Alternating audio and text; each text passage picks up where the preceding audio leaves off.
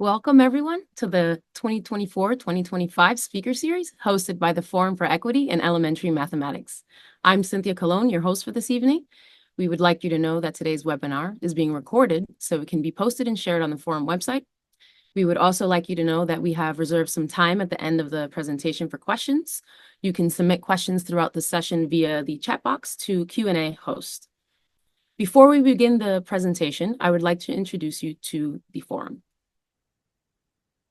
The Forum for Equity in Elementary Mathematics is a web-based resource hosted at Turk in Cambridge, Massachusetts. Turk is a nonprofit organization whose mission is to improve math and science education.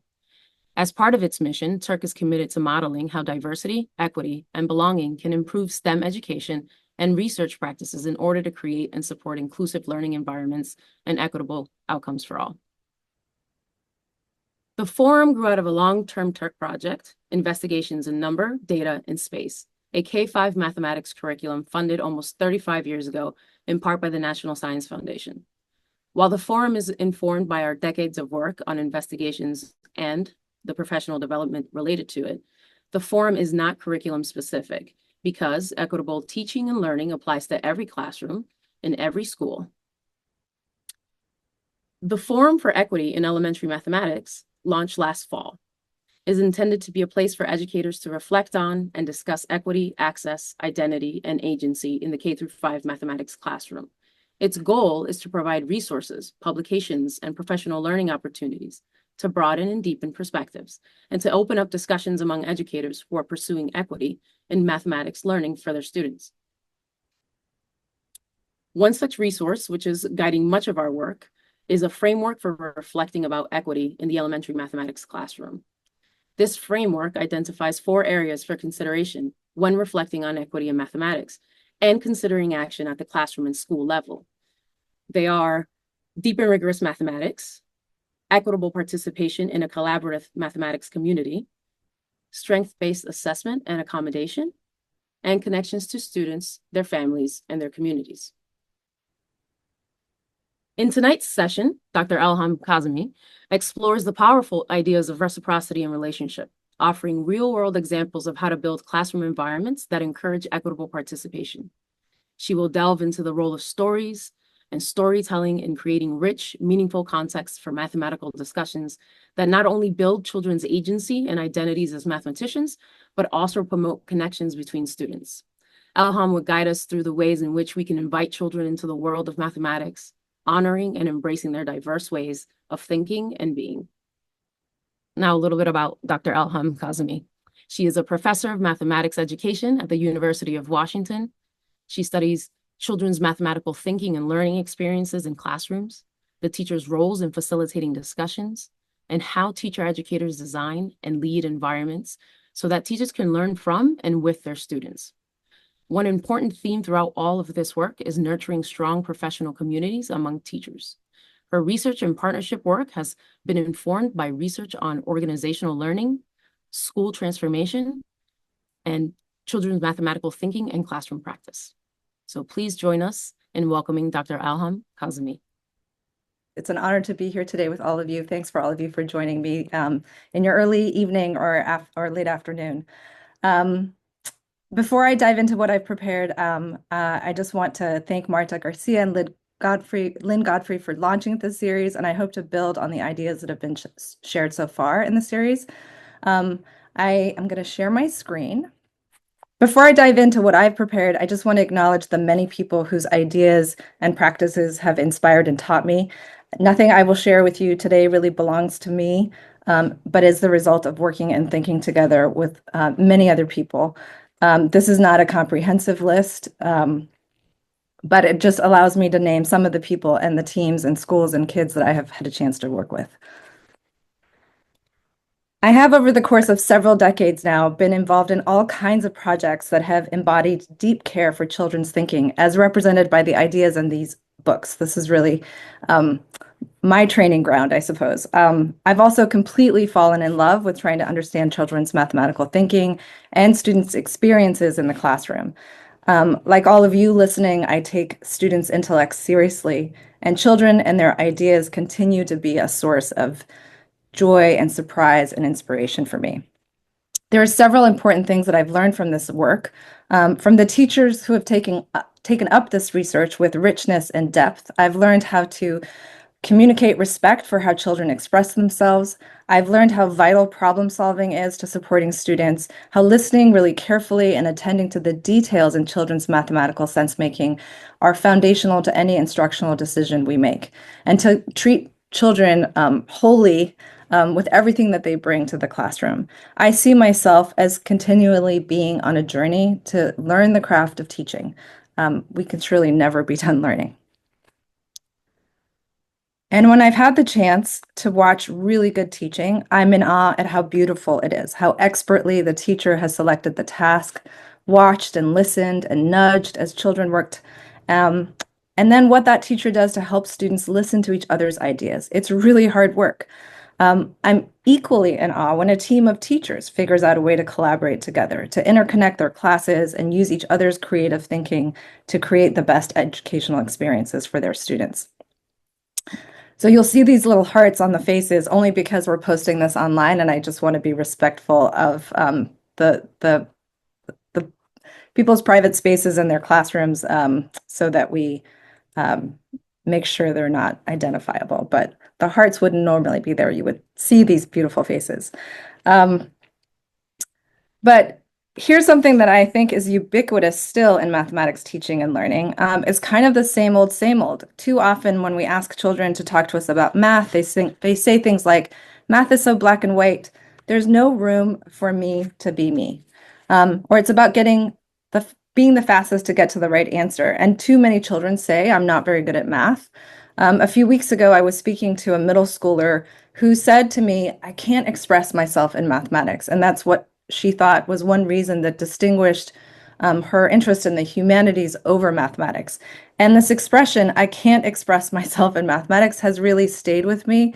And I think the examples I will show you today is the opposite, trying to figure out how to help children express themselves in mathematics so that they don't fall away from this beautiful subject area and its connections to the other disciplines that we study.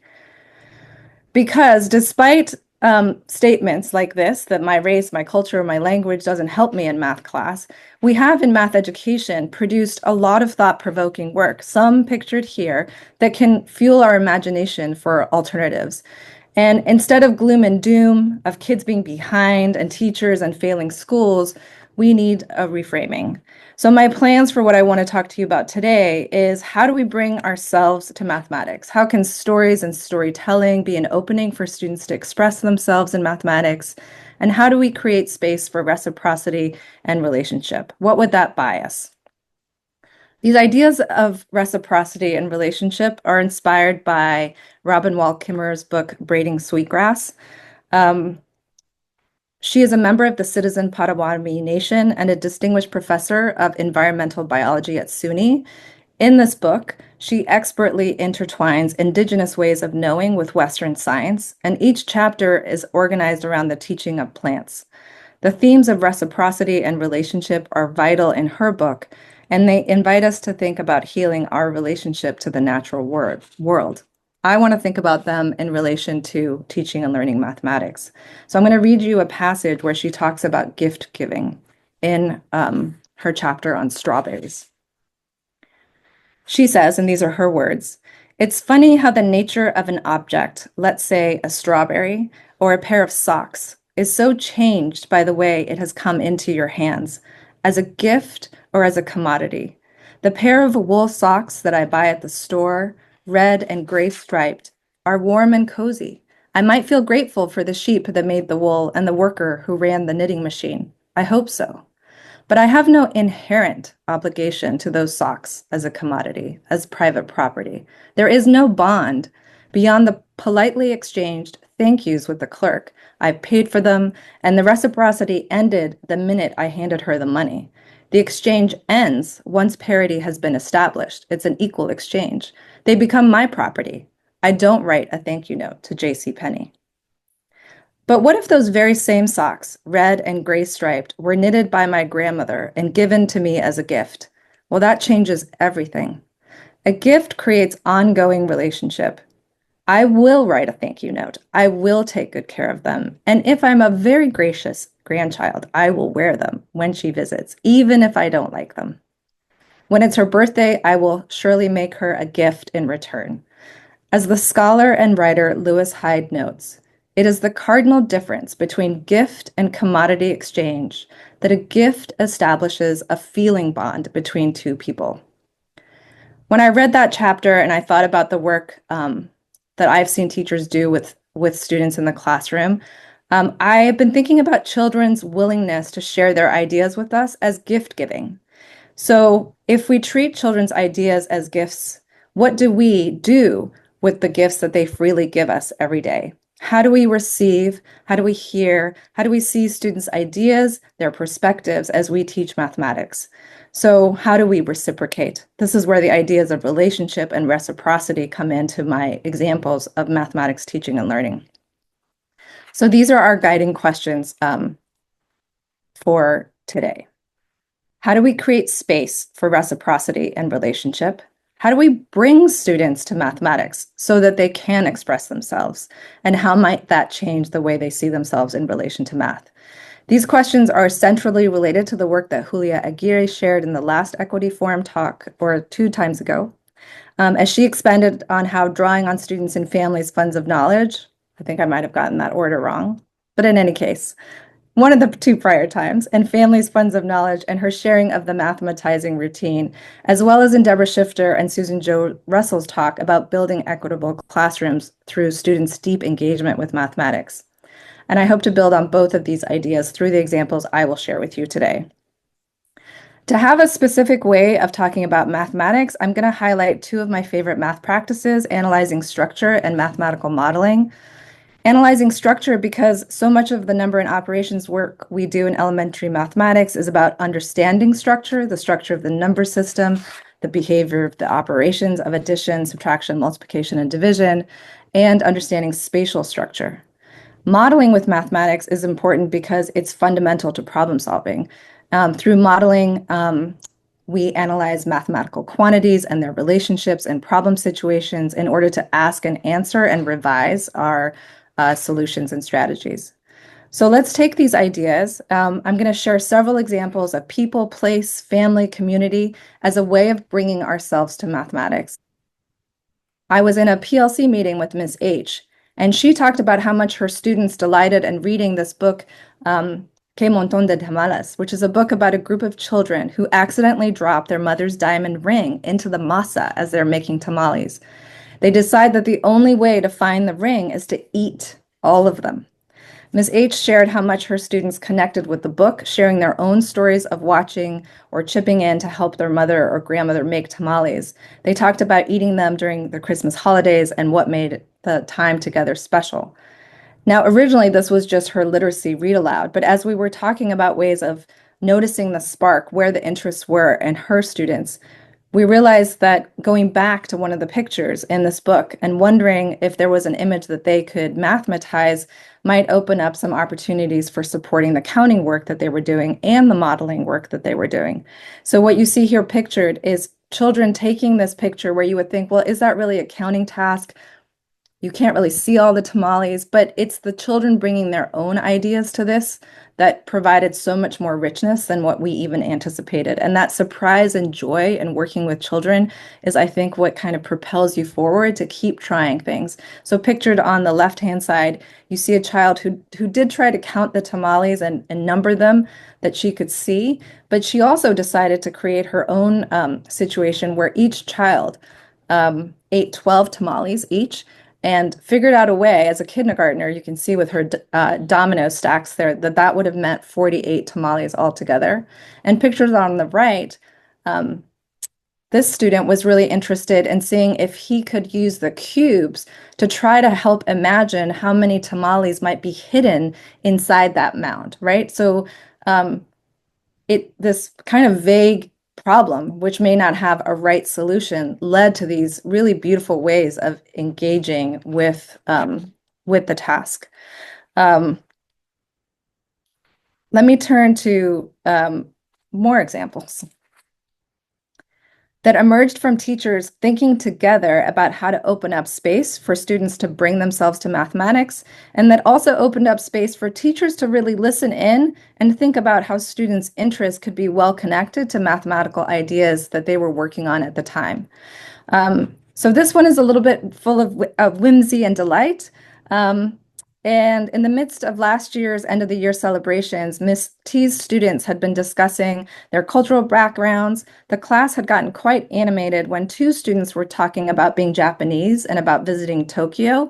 The conversation quickly turned into something that many of the children love to play, Mario Kart, which is a video game set in Tokyo. Someone in the class brought up that they had heard that you could dress up as Super Mario Kart characters and drive legally around the streets of Tokyo in big real life Mario Karts. And in fact, that's what it's called, real life Mario Kart.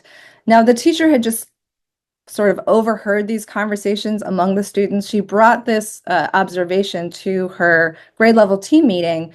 And together we thought, is there something here that we could do that would entice children to sort of explore their interests in video games and bring themselves to it, but that would also accomplish some good mathematics as the year was coming to a close.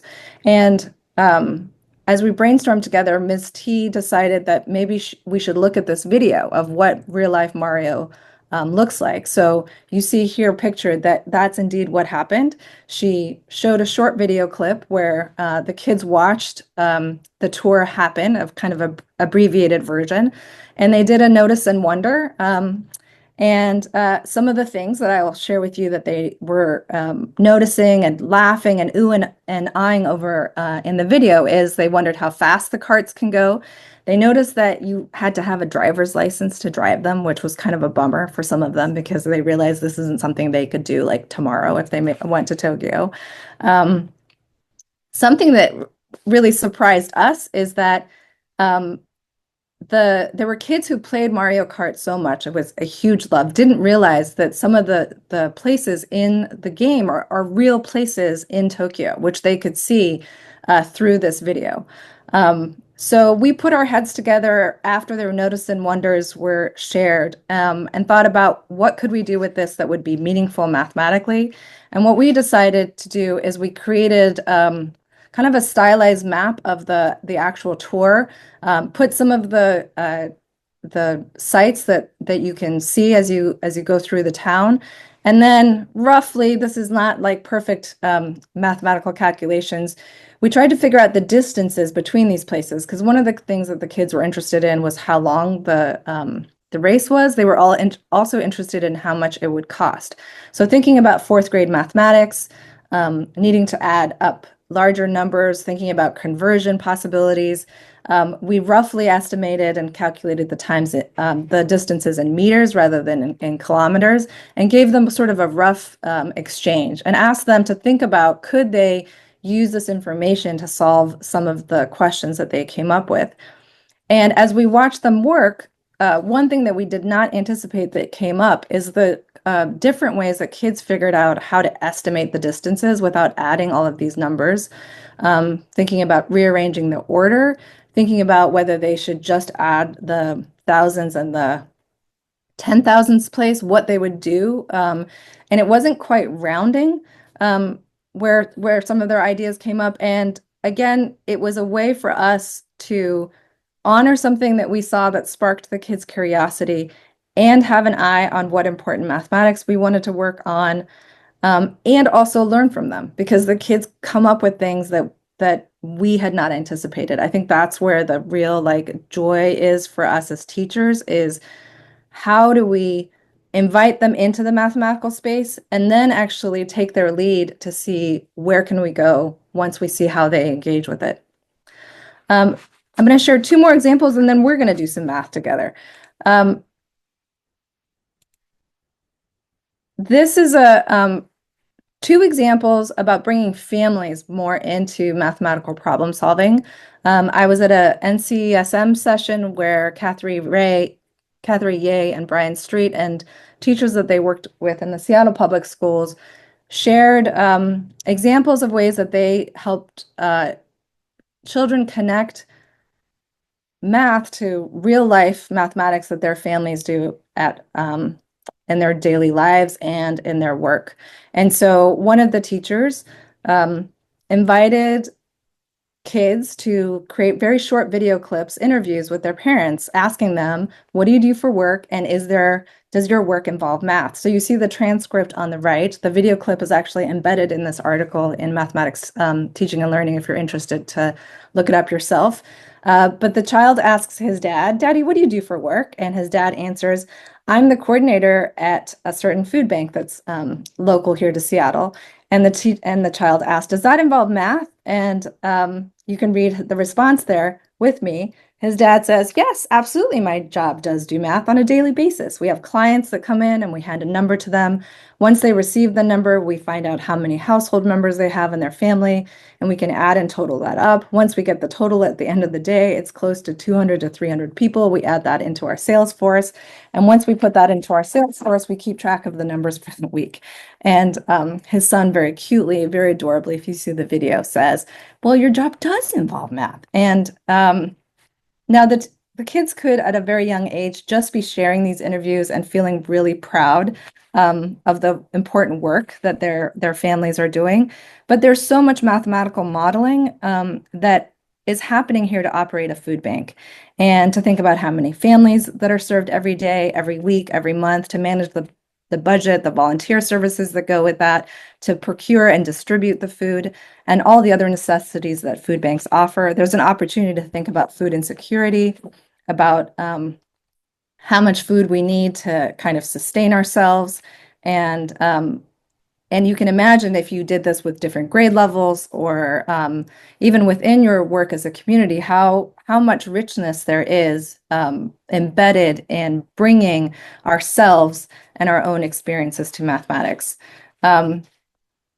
This is a family math problem that came out of some work that my colleagues Jessica Rigby and Julianne Foxworthy-Gonzalez have been doing in an after-school math club, where they have just been inviting family members to come in and share about their work. One parent shared the work that they do in a hardwood flooring company, including the measurements that they make of spaces, the materials that are necessary for prepping the space, laying the subfloor, and then how planks of wood have to be ordered. So we got to see some of their real sketches. We got to create problems that, in this case, link to kids' understanding of area and conversion, because the measurements were done in inches, but the wood materials are actually ordered in feet. We can see the actual invoicing and the ways that the costs have to be produced. And at this school, they're trying to think about how these problems could, like the school in Hawaii, perhaps be a problem of the week that all families engage with at different levels, right? There's lots of, you could just be reading numbers if you're in kindergarten, whereas you could be calculating area or working on conversions if you're in the upper grades. So I think that all of these examples so far help me think about how is it that we can bring ourselves to mathematics? How can we invite students to feel connected to and excited by the mathematical problem solving that they do, and how we can not make this just a unique thing that happens very rarely, but there are routines that we can engage in and keep in mind what our standards are and what our grade level expectations are that change how connected kids feel to mathematics. So I want us to do some math together to think a little bit about the discussions that happen as we share these math tasks. And when I watched Susan Jo Russell and Deborah Shifter's talk, one of the questions that came up was, what they were showing us was an example of a really strong established math community. But so many of our math classrooms are still very teacher-centered, and it is really hard to get kids talking. I think it's very challenging work. We get kind of excited by asking the first question, which is, oh, tell me how you got that. But then once kids respond, there's a lot of work involved in orienting kids to each other, helping kids feel like they can take risks, like they can put ideas out there, and also distributing the load of talking to each other so that it's not just the teacher kind of talking in turn with multiple kids in the classroom. So this is a webinar and you can't talk back to me, but I'm going to try to make this next part a little bit more interactive, and think about how do we invite children into the space, both building relationship and learning that being in conversation with one another involves talking and listening. And those ideas of reciprocity are important in building strong classroom communities. So here's my question for you. If you could enter it into the chat. So I'm going to kind of invite you into the mathematical space with me, which is how do you welcome people into your home? What is something that you do? And I know we'll have to wait a second while you type. Okay, so we offer food and drink. We perhaps invite people over for dinner or to play a game, so something in particular, offer a drink. We definitely clean our house. Meet them at the door, take their coat, their bags, have them take their shoes off. Definitely take the shoes off, indeed. That happens in our household too. If they're a grown-up, ask them if they want coffee. If a child, ask them if they want a snack or a drink. Yes, offer them food or drink. So food or drink is a way of welcoming people, right? It matters to us how we do that. Well, I was born in Iran, and offering food and drink is really important, but saying no actually is also really important. We have this whole ritual that's called tarof, which is about saying no multiple times before you say yes. But when people come to your house, they definitely take their shoes off. But one of the things that we do is, if you Google this, actually, I thought it was funny because I asked Google, Persian fruit bowls. And these are some of the images that I get because having a big basket of fruit, including, as you notice, Persian cucumbers. We were all very excited when Trader Joe's started selling Persian cucumbers because they are included in our fruit bowls is a very important way of welcoming guests. And the host usually says, please take some fruit. You say no. They say, please do. They say, oh, no, I couldn't. I'm fine. This goes back and forth several times, and eventually the host actually will put out plates for everybody. We'll even start peeling fruit. But this is something called tarof that we get very good at. And sometimes when you're a kid, you sort of get a little annoyed by all the adults saying no to each other when you clearly want those grapes and you just would grab them. But it's a whole thing that you learn as you grow up. So where's the math task with fruit, and where am I going with this? Well, you kind of have to know my affinity for fruit to appreciate that I jumped at the chance to buy a box of oranges from my friend's son, who played from the renowned Garfield High School Jazz Band. That was like the fundraiser that they would do to raise money for their jazz band. It's home to the Quincy Jones Performing Arts Center, and it's where Quincy Jones went to high school from 1947 to 1950. So I took a picture of my box of oranges after I ate a few, and here's what it looked like.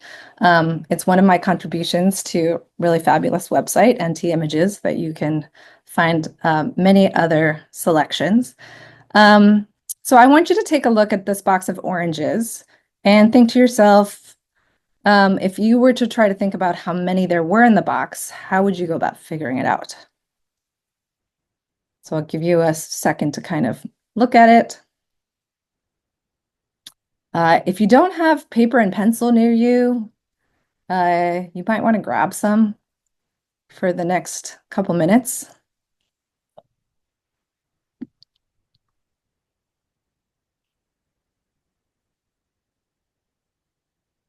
Now, because you're muted, we're not going to have a lot of opportunity to share your responses, but I'm going to share a few responses that typically come up. And I want to talk a little bit about if you were having a discussion with the variety of ways that you could possibly count these oranges, what are some strategies or moves that we can make that bring other people into the conversation? So because this is one of the hard parts of building relationships with kids and not hearing from the same kids over and over again, and really distributing participation equitably, and helping each child in your classroom feel like they are connected to the task and that they can express themselves in mathematics. So let's see if I can do this part of this in the webinar as well as possible. So So imagine someone comes up to the board and they say, I counted 4 oranges going down and 6 across. And I know that 4 times 6 equals 24. And I saw 2 layers. So 24 times 2 equals 48, but there's 4 missing. So 48 minus 4 equals 44. And maybe they're talking to you and pointing to the board if this was projected. And they say all of that, right? So what are some issues with the listening demand of the people in the audience if someone just gets up and says all that? So I have to pause here for a second for you to think about that. So persons had just shared all of that. What's going on for the listeners, do you think? So I'm seeing some of you say, well, that's actually very similar to the way I did it. So maybe a listener is thinking about if their way connects. There's lots of numbers and operations going on. They're keeping track. And you, the listener, is searching the image for those numbers, right? Um, and you're trying to keep track of what you did while also following along what they did, right? So there is a lot to pay attention to. And you have to visualize this, right? So so that's a lot. And often, like, it all just comes flying out from a kid. And then we're like, okay, did I even track that as a teacher? Or I want to share my way. Yeah. So when is it going to be my turn? Right. So all of this stuff is happening. It's really, really complicated. So I've been thinking about, well, what do you do with all of this? One, I think, is we have to slow down the sharing that happens. We have to sort of prep kids to think about what they're listening for, but also how to share. So you see my handwriting, and I don't know if you noticed this, but there's numbers and equations there. There's a little bit of annotation on the image, not a ton on this one, but there's also words. So one of the things I've learned from reading Katie Lewis's work in mathematics and learning disabilities is that when things stay only at numbers, if you're trying to track like what is happening, it's actually helpful to also write the words along with the numbers, so that there's some anchor for how you understand what the equations mean. So there's some words that I chose to write here from what the student said. I wrote 2 layers and I wrote, but there's 4 missing, which I thought might help you see why 48 minus 4 is there and maybe why 24 times 2 is there. But there's other words that could be added to this as a student shared that would be helpful to track, or ways to annotate the image and try to track what is happening. So one of the things that I think might be useful in orienting kids to each other and slowing down the conversation is when a student very readily says, all that I said, is to say, wow, we just heard a lot, right? Let's go back to the beginning and let's see if we can kind of track what you did together. So that's our job as listeners, is to kind of follow along with what you did. And you're going to have a chance to share your way too, but let's see if we can understand this student's way. So, so just slowing it down is one strategy, and framing what you want the listeners to do. Allison Hintz and I have been writing a second edition of Intentional Talk and Listening, and we've been thinking about bringing that listening aspect more into the explicit work that we have to do with our students.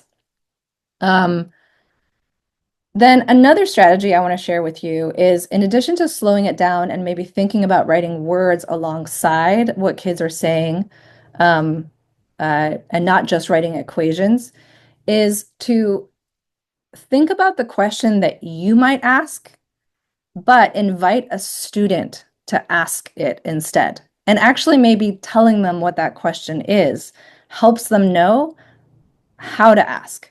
So for example, in this one, I might say, you said that 4 by 6, that you counted 4, and then there were 6 across, and then you jumped right away to 4 times 6. So let's say that idea of how the dimensions of the array is actually linked to multiplication is a new idea in your classroom. You might say to the class, would someone ask him, how does he know that counting 4 and 6 across is going to get him, how did that get him to 4 times 6? So instead of you asking the question, you state what the question is, and then you invite someone else to ask the question. So let me give you another example of what I mean by that. I heard you say that you knew that there were 2 layers. Can I invite someone to ask him, how does he know that there were 2 layers? So I'm trying to shift the question asking away from me and into the student audience, if that makes sense to you. So let me invite you to think about what's another question that could be asked about the solution that you could invite a student to ask. Just going to give you a little processing time. How did you know how many were missing? So could I invite someone to ask, how did he know how many were missing? Where did you see some number in the picture? Again, those are typically questions that we would ask, but I'm suggesting we kind of offer that as a question for a student to ask. And my hunch is about this, that if you kind of start to do this, especially if if you want to build that talk community in your classroom, it sort of is seeding the idea that we can ask questions uh,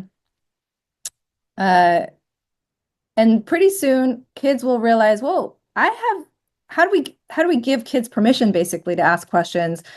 And you'll see that doing that a few times may be enough. And that someone will say, when you say, does someone have a question for the person who shared, which sometimes is just crickets, you'll now start to see questions. So other ones shared in the chat are, can someone ask how he knew to multiply 24 by 2? And why did you multiply 24 by 2? So that's one of my ideas for you all, is shift the question asking from you to the students by asking them to ask the question. Why did you create a subtraction sentence? To figure out how many oranges there are in the crate. So the other thing to think about that is priming them as listeners. What are we listening for? So let's go to another strategy. So the other thing that you can do is a student starts to share, but you sort of pause them. And you sort of, I think, would also have to prime the share before they start this and say, I'm going to ask you to start your strategy with us, but then I'm going to pause you, right? So you want to give them a fair warning that you're going to do that. And then you invite the class. So this is a student who gets up and says, I noticed 4s and I used 4s. And you say, and he tells you where the 4s are, and you sort of annotate it on the image. And then you turn to the class and you say, how did noticing the 4s help him? And if you really want everyone to think about this, the other strategy is use your turn and talks in ways where you give specific questions for pairs to talk about, to give that think time that everyone needs and that rehearsal time that everyone needs, so that if you're trying to disrupt the same hands going up or the same thumbs going up, that you have an opportunity to get everyone engaged before you select out who to share. And you can always listen in strategically on turn and talks from kids who you're really encouraging to bring into the conversation. So let's try that with this problem. How did noticing the 4s, do you think, help this child solve the problem?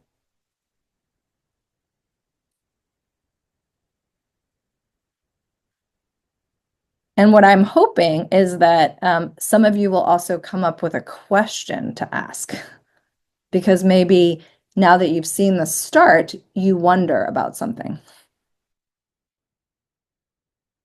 So this is great. In the chat, you're asking and noticing things like counting by 4s could be more efficient than counting by 1s. I wonder how many 4s there are. Did counting by 4s help you figure out how many groups of 4s there are? And then how did you count the 4s? Did you notice another arrangement? So when kids have thought about this question, how did noticing the 4s help this student? Then what I think you could do is also ask the student to say, Hey, would you you could call on a student that you want to bring in strategically into the conversation, and then you might also invite the share. Would you call on one or two of your classmates and see what ideas they have for you about how noticing the forms helped you and respond to that? So you're again trying to shift all of the facilitation away from you so that you're not the spoke for every single comment. So this is another idea I have for you. And then I have uh, two more ideas that I'm just going to share with you, and we'll wrap up for any questions. So another thing is where you ask the child to like do the annotation of how they solved the problem or show us a representation that they used. And in this case, because it's a kind of a number talk, you might invite everyone in the room, if they had boards or a notebook, to say, what do you think the equations would be or the words that would go along with the way these oranges have now been circled? So again, engages the listener in a different way and starts to raise the for them to kind of engage with the thinking of their peer. So they're orienting to each other and hopefully coming up with some questions they would ask each other so that you're shifting that intellectual authority to students. And then finally, the other way that you could do this is backwards, right? Where you ask the child, let's just see like the equations that you or the expressions that you wrote to help you figure it out. And let's see if we can annotate the image to match yours. And they could be doing that in pairs. They could have a whiteboard or a notebook. But these are all ways of not just having the share come up to the front of the board and just kind of say everything they had to say about their strategy, and then we clap, and then we sit down, which to me is like stand up, sit down, clap, clap, clap, but to orient kids to each other. So that's one of the things I hope to, help think with you today is how do we build that community in our classroom, and what are some intentional ways we can do that? So I am ending with how a kind of a math problem for us, which is we need space and time in our work days to do this kind of collaborative work with each other and with our students. And how do we make time and space to do that? And I'll end there. Elham, thank you so much. We are actually transitioning into our Q&A portion, and one of the questions that did come into the chat has to do with just that. And someone wrote, how can we as a school team make time and space for teachers to work together in order to create the types of classroom discussions and spaces that you described? Well, I think that our grade level team meetings, our PLC team meetings is one place to do that. I've seen some schools where they really feel like they have to bring student work and sort of assess it and score it. And I think that a different way of using that time together is thinking about something we're noticing in our classrooms that we want to try to um, build towards differently, what we're noticing about who's participating and not in our classroom and how. And then creating a joint task that maybe we join our classes and try together so that we can be in each other's classrooms. Maybe there's a way to, if you have an instructional coach, that they can also help provide that preparation, that thinking through time that we need. Maybe an administrator can help. Maybe you can use your specials in interesting ways and send half of your class and spend some time with the rest of your class. I feel like there's way to be creative with our schedule to give us this time to collaborate. Thank you. Another question we had come in is, I'm a classroom teacher. How can I get started with building a classroom community that is collaborative and more dynamic? One of the things I've seen teachers do is notice the books that spark kids' interest, just like I shared with you earlier in the talk. Or the other thing is to have kids bring pictures from home. So one of the teachers that we've worked with here just asked kids to bring a picture from home that shows something that they are doing, either they'd love to do or just like a scene from everyday life. And there were kids who brought pictures of them vacuuming their room. There were pictures of kids playing games. There were pictures of kids in their Girl Scouts and the Girl Scout cookies that they were selling. So each of those pictures kind of became why did you bring this picture? Tell us about it. But also then, do we think we can create some math problems around it? But kids were on a field trip. They took tons of pictures on the field trip, and they came back and were discussing the science that was involved in the field trip to the beach habitat. But then they were also retelling stories about what they noticed and what they saw and what they loved. And then they each took a picture and made stories, made math stories from that. So sometimes having something that there's a lot of energy around is a great way to get started. And hopefully some of the strategies I gave at the end of the talk will also help.